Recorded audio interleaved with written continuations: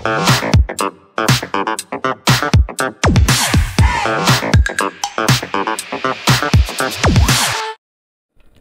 mano bičiuliai, dabar tokia trumpa laidelė, bet verta tikrai pašnekėti apie tokius dalykus, apie tai, kaip liberal konservatorių valdžia gruodžio mėnesį, jau baigdama savo kadenciją, pakišo tam tikras bombikės naujai šitai valdančiai koalicijai ir kaip nauja valdančioji koalicija dabar turi nuo jų išsisukinėti. Paminėsiu du atvejus, kurie labai ryškus ir dabar šiomis dienomis apie juos tikrai pakankamai nemažai girdėsite. Naujasis ekonomikos ir inovacijų ministras Lukas Savickas pranešė, kad jie turi koreguoti įstatymą, kuris buvo kaip ir draudimas eksportuoti dvejopo naudojimo prekes į trečiasias šalis. Ir jisai turėjo įsigalioti nuo šių metų pradžios, o buvo priimtas praeitų metų gruodį dar Šimonytės vyriausybės. Tai yra nevatai sankcijų politika, kad negautų, tarkim, Rusija ir Baltarusija per kitas trečiasias šalis tam tikras dvejopo panaudojimų prekės. O jas gali įeiti bet kas, kaip pavyzdys yra trauktas į skysčių arba dujų filtravimus, valymo mašinos ir aparatai, centrifugos, įvairios transporto priemonių komponentai, vilkikai, jų dalis ir taip toliau ir taip toliau. Tai yra prekės, kurias tu gali naudoti ir civiliniam reikmėm, bet kaip ir daugumą dalykų tu gali panaudoti ir kariniam reikmėm. Ir Lukas Savickas, naujasis tas ministras, paskaičiavo, kad nuostoliai dėl eksporto draudimo šaliai gali sudaryti daugiau nei 250 milijonų eurų.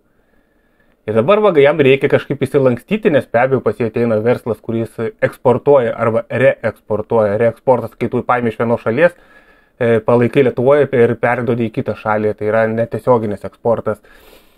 Ir Lietuvoje nemažai įmonių tuo užsima ir aišku atėjo pas Savickas, sako, kas čia dabar vyksta, kodėl čia atsirado tokie dalykai. Ir jisai dabar turi kažkaip įsilankstyti, kad ir įvairios verslo lobistinės grupuotės būtų patenkintos ir vadinamoji visuomeninė nuomonė.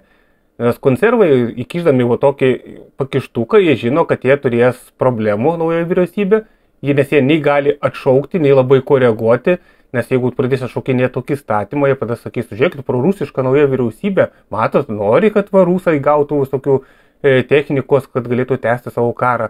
O jeigu jie neatšauks ar nekoreguos šito, tai automatiškai bus tam tikros verslo grupuotės nepatenkintos, nes patirs didelių nuostolių. Ir nuostoliai čia eina milijoniniai. Tai tokį labai gražų pakištuką konservai įkišo ir ta naujoji valdžia, jinai dabar turi laviruoti. Ir kad ir kaip tu pasielgsi, bet visą laiką ras, kas tave muš. Arba viena grupuotė, arba kita grupuotė muš. Antras pakištukas buvo irgi priimtas praeitų metų gale ir turėjo įsigalioti nuo šių metų sausio 1 dienos. Tai yra tai, kad rusų kalba nebūtų įmanoma Lietuvoje išsilaikyti vairavimo egzaminų.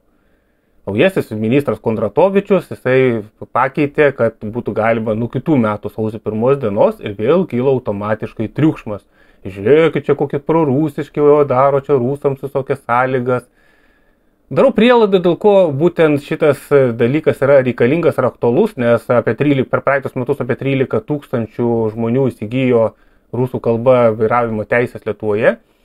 Ir tai yra akivaizdu, kam tai yra reikalinga. Tai yra reikalinga įvairiems vilkikų vairuotojams, kurie atvyksta Lietuvoje dirbti, Lietuvos įmonėms, kurie atvyksta iš Vidurinės Azijos, netgi iš Afganistano, iš Indijos, tie patys baltarusiai, tie patys ukrainiečiai, kažkiek gal rusų, kurie moka, kaip vienintelė kalba rusų, jie nemoka, pavyzdžiui, anglų kalbos, bet ir savami suprantama nemoka lietuvių kalbos, bet jie nori laikyti kažkokias teisės, vilkikų ar kokias kitas ir dirbti tiesiog transporto sektoriuje.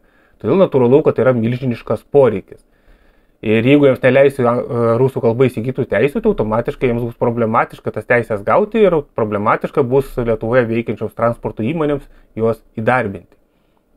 Bet be abejo, nueinant į liberal konservatorių valdžią, jie visiškai nusišvilpt, jie tyčia padaro tam tikrus pakištukus, kad nauja valdžia darytų ir jų akimis susimautų. Nes jie, kai tik pradeda koreguoti ar nukelinėti, automatiškai jungia savo mediją jiems konservams palankiai ir tada visi prasideda klikimas, pažiūrėkit, kokie nauja valdžia yra prorusiški. Faktas, kad jie nėra jokie prorusiški, jie dažnai tęsia tą pačią politiką, kokią darė konservai, tik galbūt atskirose detalėse jie kiek racionalesni ir nuosaikesni, ir bando tik atėję į valdžią iš karto nesusimauti ir bando išlaviruoti, kad įsigytų per daug priešų.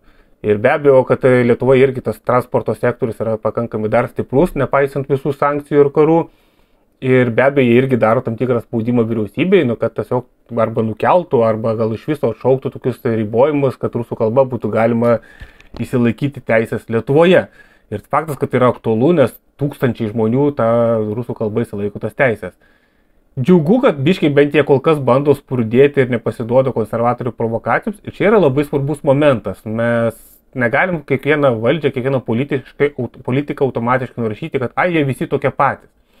Taip, daugelį atveju tikrai labai panašus ir tokie patys, bet jeigu kažkoks politikas kažką daro daugiau mažiau racionaliai, reikia vis tiek jums suteikti bent šiokį tokį informacinį palaikymą, nes informacinį puolimą 100% gaus.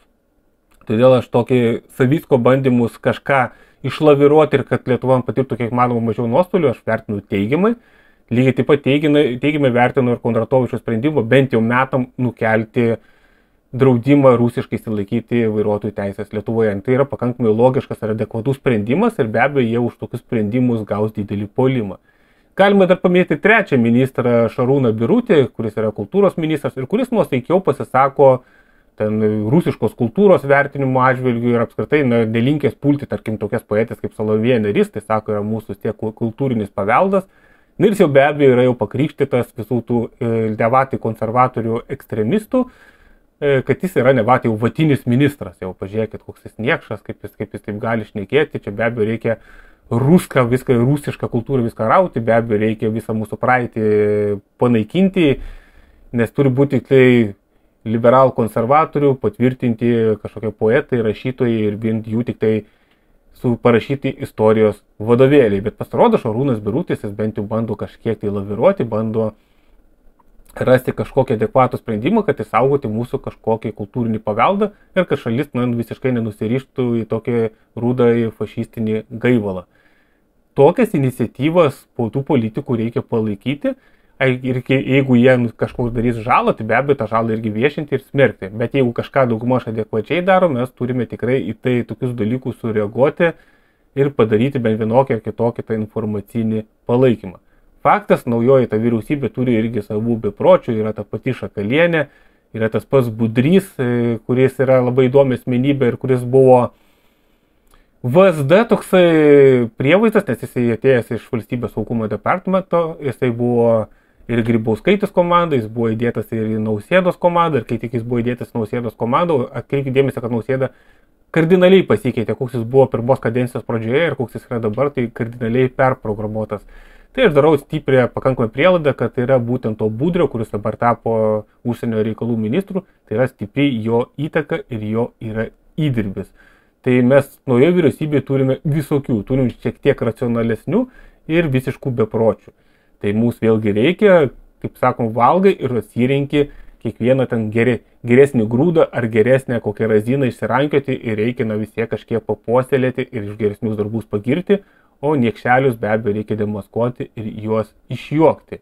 Bet jūs matot, kaip gudriai konservai žaidžia ir kaip jie nueidami nuo valdžios palieka vairias bombikės, kad naujoji valdžia susikompromituotų, per tos 4 metus jos visai daužytų, žmonių atmintis per 4 metus mažės, per 4 arba per 8 ir jie vėl po kiek laiko tikisi vėl su trenksmu grįžti į valdžią. Tam reikalinga be abejo liaudės žurnalistika, kad tokius dalykus viešintų nuolat ir tokius dalykus primintų, kad nedaugdė po 4 ar po 8 metų mes vėl landsbergistus matytume valdžioje. Dar geresnis variantas, kad nereikėtų rinktis tarp blogo ir blogiausio, bet dar kitose rinkimuose mes turėtume savas adekvačias opozicinės jėgas, kurios tikrai atstovautų mūsų interesus, o tam, kad tą pasiektume, turime nuosekliai dirbti, o tam reikalingos savos žiniasklaidos priemonės, todėl palaikykime draugai, kas kiek galime, liaudės žurnalistiką, auginkime jos gretas ir metai po metų galbūt užauksime iki kažkokios stipresnės jėgos. Ačiū draugai, kad klausotės, spaudžiam patinka, ir susitiksime kitose vaizdo įrašuose. Iki.